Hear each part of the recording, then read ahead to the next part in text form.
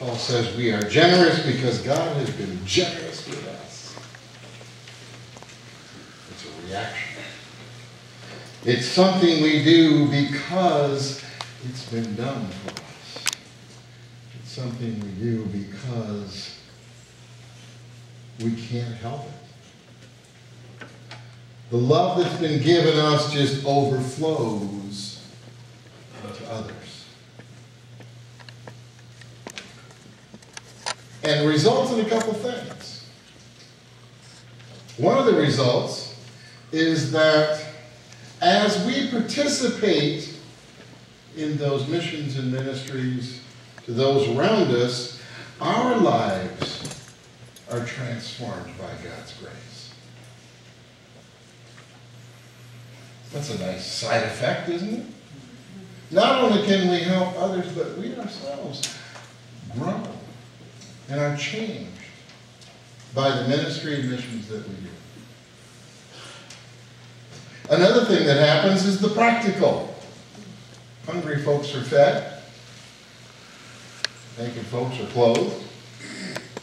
Folks that have shelter or don't have shelter now have some. Those practical things happen. Needs are taken care of, basic needs. And the other thing that happens is that ugly word that we don't talk much about, but it's down there. It says evangelism. Who said actions speak louder than words? Somebody did somewhere. Because I've heard that a bunch of times. You all heard that one? I hear it every now and then at home. And rightly so. Yeah, actions speak louder than words. What we do in the community says a lot more to the people around us than what we say. And so we do. In fact, we have a church full of doers. Isn't that fun? Keeps me busy. Keeps all of us busy, doesn't it? We have a lot of things going on. The North Berrien Food Pantry, which is a community effort, although it operates out of here. And a lot of folks volunteer. In fact, okay, we got stand-up week again. Anybody who volunteers in the food pantry, stand up. Come on. Come on. I know there's a bunch of you. All right. Oh, yeah, they get their own reward. Huh? 19. Lighthouse Ministries, you might know this is Harbor Harvest Urban Ministries, but it's Lighthouse.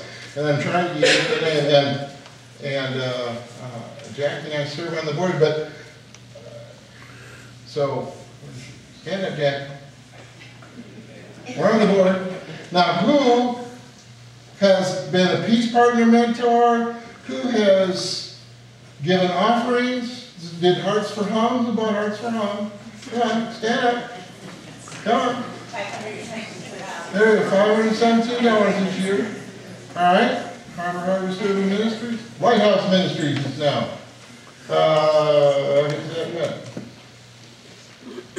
Soup Kitchen. 4 times a year, we go down to Benton Harbor and serve in the soup kitchen. So, who has gone and served in the soup kitchen? Who's made food? Come on. All right, there you go. See? And a lot of us have these, and then there's Kids Hope, which is of course our mentoring program in the elementary school. Let's have a lot of Kids Hope mentors. Stand up, come on. And the prayer partners. Come on. There's another one over there. Yeah, that's a bunch of us. All right. And then back here, and Barb, this is wonderful. This is our missions committee. This is UMCOR and Room and Haiti Hot Lunch and Haiti mission trips and the Redbird Missionary Conference and Fighting Hunger One Step at a Time, the Crop Walk. Where's all our crop walkers? Oh, you better drop walk. All right. Haiti on lunch. All right. Mission trip to Haiti. There you go. Done anything else with the missions committee? Red beach parking?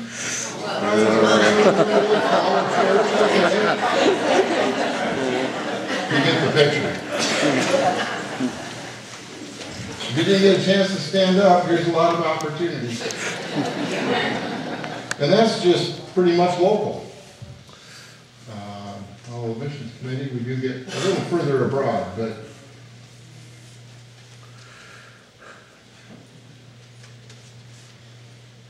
we find that in doing, we are blessed.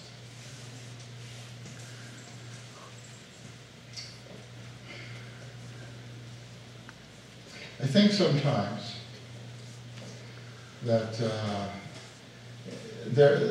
those of us who enjoy intellectual entertainment, we like talking with each other. I don't know exactly how I want to say that, but we like to discuss theology. We like to talk about fine points of this and that and the other thing. And sometimes for those of us who enjoy that, it's good just to go out and get our knuckles dirty, you know. Sometimes it's a good reminder that, you know, that while it's important at some level to have all kinds of interesting theological ruminations, you know, mowing somebody's yard that needs it's probably just as important, and maybe more important, because of what it says to others.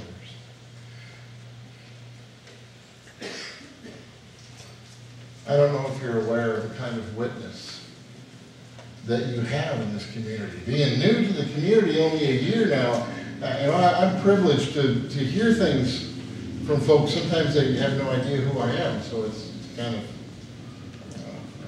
nice to hear things about the church that I serve. They don't even know that I'm part of it. The bell tower, of course, has brought a lot of lake buzz. I mean, that's everybody's going to notice that.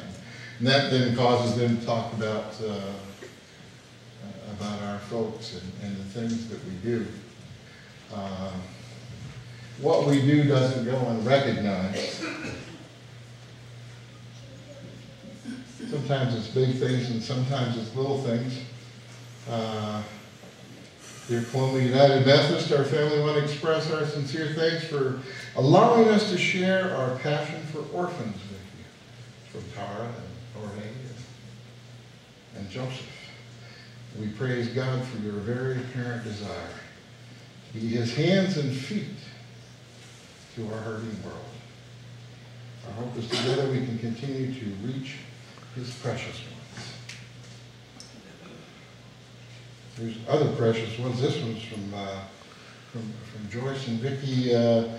Thank you for making PAC's Cancer Walk a blessing of the animals and Adoption Day a reality. Good time out here blessing horses and dogs and one very nervous cat.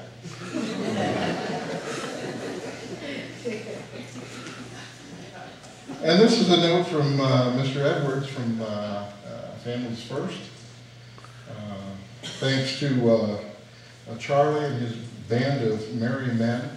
Our Families First client was able to get her home clean and keep her family together. I thank them from the bottom of our hearts. And from our client's heart, thank you for allowing your members, I like this line, thank you for allowing your members for taking time to do this. No, you can't go out and help this. You have to stay here. Yeah, I don't know if there's no allowance there. May God continue to bless you in your congregation. That's evangelism. That says when we are called on Monday that by Wednesday we've got a team that are doing work, making real differences in people's lives. part of that. I don't know. I have not always had the opportunity as a pastor to get a phone call on Monday and make a phone call and have something happen on Wednesday. That's a good feeling to be able to do that. Because I know I've got folks that will answer the call. John played Here I Am for us. It was beautiful. The challenge always is to do what Paul says God does. I don't know if you caught the one line in the text. God gives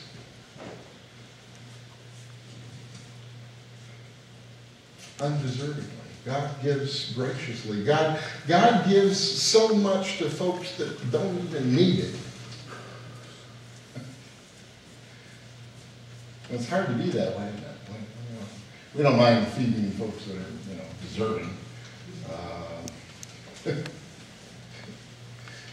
Sometimes we like to put those restrictions on it. Practical, we gotta watch, But anyway, God gives us so much that we don't deserve. It only seems fair that we don't worry about whether folks deserve what we get. Because they do. They're God's children. Will there be people that take advantage of that? Yeah. And they can deal with God on that. That's between them and God. We'll let them worry about that. Because it's good for us to give what God gives us. And it's good for the community to give what God gives us. And so we continue to do things in His name. Now, at Kids Hope, we might not get to talk about Jesus, but every kid there knows why we're there. And every family knows why we're there. They know who we are, and they know whose we are. And in the long run, it makes a difference, doesn't it? Everybody that walks in here for food, they know who we are. They know why we're doing this. And when they need other help, we try to help that too. We have, I don't know if you're all aware of this, but once a month we have a community, the social workers are here to help them make connections with other places. Caroline comes in once a month to do free blood pressure screenings and things for folks that come in for the food bank. A lot of other things we try to do for them as well, other than just feed them.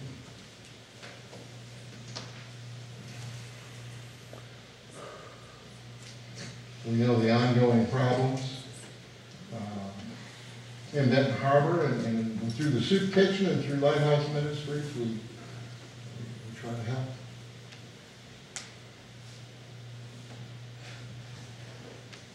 And then through the efforts of our missions committee, which is one of the most unusual missions committee I've ever gone to a meeting in, because in most of my experiences in the past, the missions committee would meet, decide all kinds of things they needed to do, and then everyone would go home.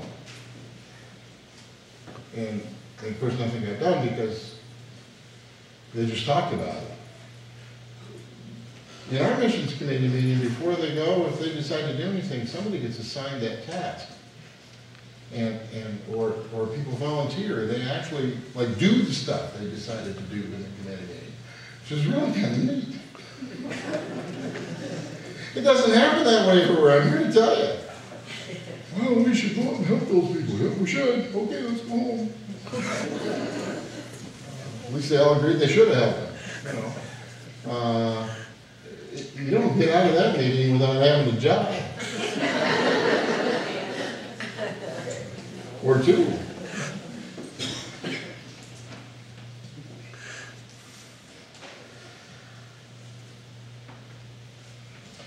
This morning is just really a celebration of who we are and whose we are. And the way that we have found, the ways that we have found to express the love that we receive from God. Fortunately, we feel that love so deep that we can't help but share it. Not only in these things, but with ministries to our shut-ins and those in the hospital. We have lots of folks out there visiting and doing things too. And young folks that like to go sing Christmas carols.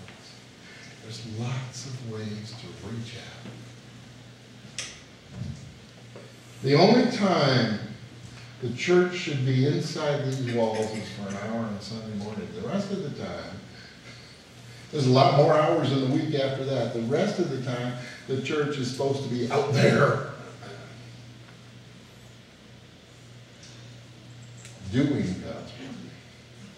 So that on Sunday morning we can come together and celebrate what's going on all week. And share those stories. And those hopes and dreams and fears about what is happening in God's kingdom around us. How has our community changed this week? How is the world being transformed right before our eyes? And if we discover that, we may discover that we ourselves are being transformed as well. And we ourselves are becoming the people God created us to be. And we can do no better than to be the people God created us to be. Amen?